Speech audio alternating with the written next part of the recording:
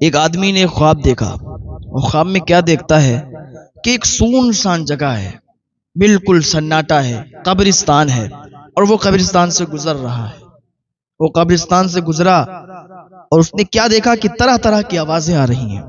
انہی آوازوں کے درمیان ایک آواز ایسی آ رہی ہے کہ ایک لڑکی ہے جو کہ رو رہی ہے، چیخ رہی ہے، چلا رہی ہے۔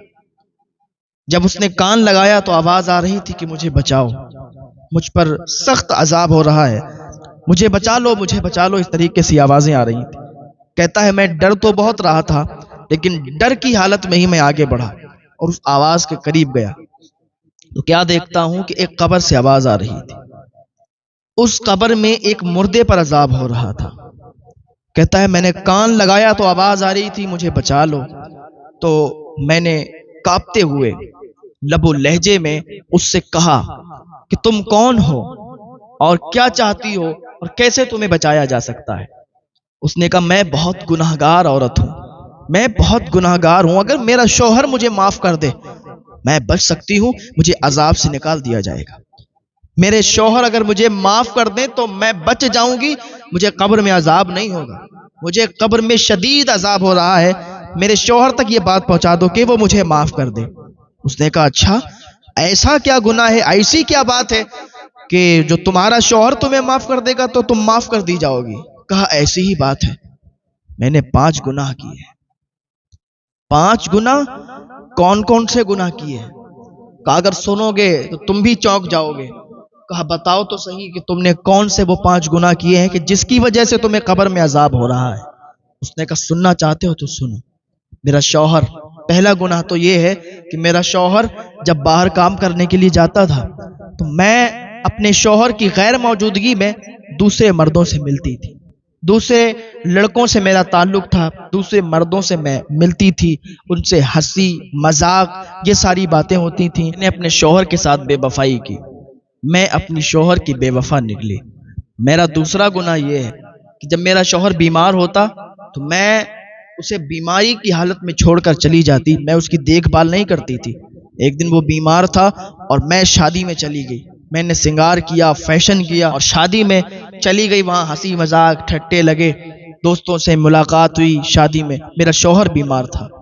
محلے والے جب گھر پہ آئے دیکھا کہ شوہر بیمار، کہا تمہاری بیوی کہاں؟ تو اس نے کہا وہ شادی میں گئی۔ تو محلے والے نے بھی تانے مارے کہ بتاؤ بیمار شوہر کو چھوڑ کر وہ شادی میں جا رہی ہے؟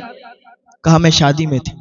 کہا میرا تیسرا گناہ یہ ہے کہ جب شوہر کام کر کے تھکا ہارا جب آتا تو میں بجائے اس کے پانی اس کو پوچھتی، اس کی خدمت کرتی، لیکن نہیں، میں اس کو تانے مارا کرتی تھی کہ تم نے کیا کر لیا آج، پورے دن تم کیا کام کر کے آئے ہو؟ مطلب اس طریقے سے تانے مارتی تھی، اس سے جھگڑا کرتی تھی، لڑائی کرتی تھی تاکہ یہ جھگڑا کر لے، یہ مجھ سے خفا ہو جائے، یہ ناراض ہو جائے اور یہ دیر دیر تک باہر رہے اور میں دوسرے لوگوں سے تعلقات رکھوں۔ اس طریقے سے میں اسے جھگڑا کرتی تھی۔ وہ گھر پہ آتا تھا تھکا ہارا کام کر کے آتا تھا، میں اسے جھگڑتی تھی، میں اسے تانے مارا کرتی تھی۔ اور میرا چوتھا گناہ یہ ہے کہ جب تک اس کے پاس پیسے رہے میں نے چین سے زندگی گزاری، میں بہت سکون میں رہی، لیکن جیسے ہی اس کو نقصان ہوا، اس کے پاس پیسے ختم ہوئے تو میں نے اسے تانے مارنا شروع کر دیے کہ جب تمہارے بس کی نہیں تھی تو تم نے شادی کیوں کر لی؟ تمہارے پاس پیسے نہیں ہیں، کیا یہ زندگی ایسے ہی چلے گی؟ کیا ہم بغیر پیسوں میں ہی رہیں گے، بغیر پیسوں سے ہی اپنی زندگی گزاریں گے؟ اس طریقے سے تانے مارنا شروع کی کہ جب تمہارے پاس اتنی استطاعت نہیں تھی، تمہارے پاس پیسے نہیں تھے تو تم نے کیوں شادی کر لی؟ کیوں شادی کر لی؟ کیوں مجھے تم دلہن بنا کے لے آئے؟ جب تم سے میرا خرچہ نہیں جھیلا جاتا، جب تم سے میرا خرچہ نہیں اٹھایا جاتا تو میں تمہاری بیوی کہے گی طلاق دے دو، مجھے چھوڑ دو، چلے جاؤ، تم کسی کام کے نہیں ہو۔ اس طریقے سے میں اسے بولا کرتی تھی، تانے مارا کرتی تھی۔ اور بات بات پر جب جھگڑا ہوتا تھا اور وہ مجھے اگر شک بھی کرتا تھا مجھ پر، جب اسے شک ہو جاتا تھا تو میں اس سے ایک ہی بات کہتی تھی، خاموش ہو جاتا تھا کہ میرا حساب کتاب سب اللہ کے پاس ہے، تمہیں کیا؟ میں اپنی قبر میں جاؤں گی، تم مجھ پر شک کرتے ہو، اللہ سب جانتا ہے، میں بالکل غلط نہیں ہوں، میرا حساب کتاب اللہ کے پاس ہے۔ آج ہمارے یہاں بھی کوئی بات ہو، اگر آدمی غلط بھی ہو تو وہ یہی کہتا ہے کہ بھائی مجھے اپنی قبر میں جانا ہے، تمہیں کیا مطلب؟ میرا سب حساب کتاب اللہ کے پاس ہے، اللہ سب جانتا ہے، اللہ دیکھ رہا ہے، تو مجھے غلط کہتے ہو، میں غلط نہیں ہوں۔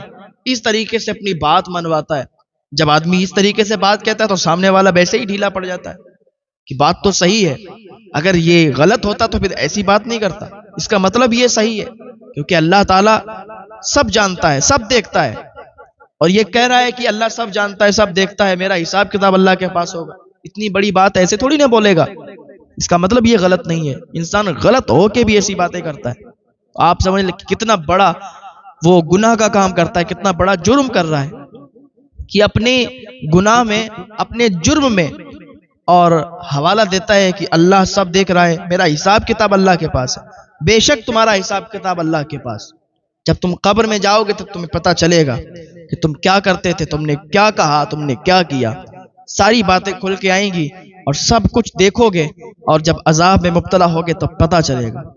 تو وہ کہتی تھی اس طریقے کی باتیں، تو شوہر پھر کچھ نہیں کہتا تھا بیچارہ، وہ اپنے کام سے کام رکھتا تھا، اور وہ کہتی ہے کہ میرا 5واں گناہ یہ تھا کہ میں نماز نہیں پڑھتی تھی، نیک عمل نہیں کرتی تھی، میرا شوہر مجھے کہتا تھا کہ نماز پڑھ لے، میں مذاق بناتی تھی، میں مذاق کرتی تھی کہ مجھے بھائی اپنی قبر میں جانا ہے، تمہیں اپنی قبر میں جانا ہے، میں اگر نماز نہیں پڑھوں تو تمہیں کچھ نہیں ہونا چاہیے، تم پڑھتے ہو تم پڑھو، مجھے کیوں کہتے ہو، مجھے اپنی قبر میں جانا ہے، تمہیں اپنی قبر میں جانا ہے، اس طریقے سے میں بات کہہ کے ٹال دیا کرتی تھی، مذاق بناتی تھی، ہنستی تھی۔ وہ نوجوان یہ خواب ہی دیکھ رہا تھا، اور یہ اس کی بات سنی تو اچانک سے اس کی آنکھ کھل گئی، جب آنکھ کھلی تو پسینہ پسینہ تھا کہ یہ میں نے کیا دیکھ لیا، یہ خواب کیسا تھا۔ تو اس نے کہا لیکن میں تو اس خواب کی حقیقت تک پہنچوں گا اور دیکھوں گا وہ جہاں اس نے بتایا تھا، میں وہاں کا سفر طے کروں گا، دیکھتا ہوں کہ اگر وہ شخص وہاں موجود ہوتا ہے تو میں اس تک ضرور پہنچوں گا۔ اس نے اپنا سامان پیک کیا، جلدی سے تیار ہوا اور سفر پر نکل گیا اسی آدمی کو ڈھونڈنے کے لیے کہ جو اس عورت کا شوہر تھا۔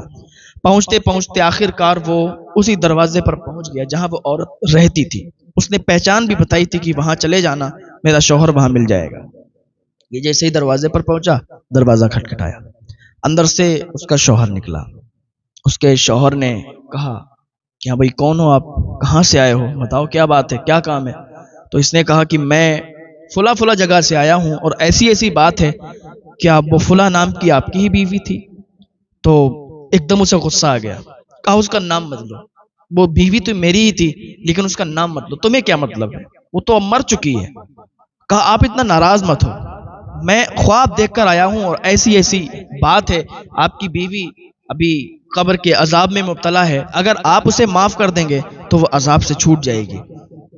تو اس نے کہا میں اسے کیوں معاف کروں، میں کیوں معاف کرنے لگا، اس نے مجھے بہت تکلیفیں پہنچائی ہیں، میں اسے معاف نہیں کروں گا۔ اس نے اسے سمجھایا کہ دیکھو وہ آپ کی بیوی تھی جیسے بھی ہو، لیکن اب وہ اس دنیا سے چلی گئی ہے، اس پر عذاب ہو رہا ہے، اور آپ جب تک اسے معاف نہیں کریں گے اس کے عذاب میں کمی نہیں ہوگی، آپ اسے معاف کر دیجئے، اب وہ لوٹ کے آنے والی نہیں ہے، اب وہ قبر میں ہے، قبر کے عذاب میں مبتلا ہے، آپ سمجھیں۔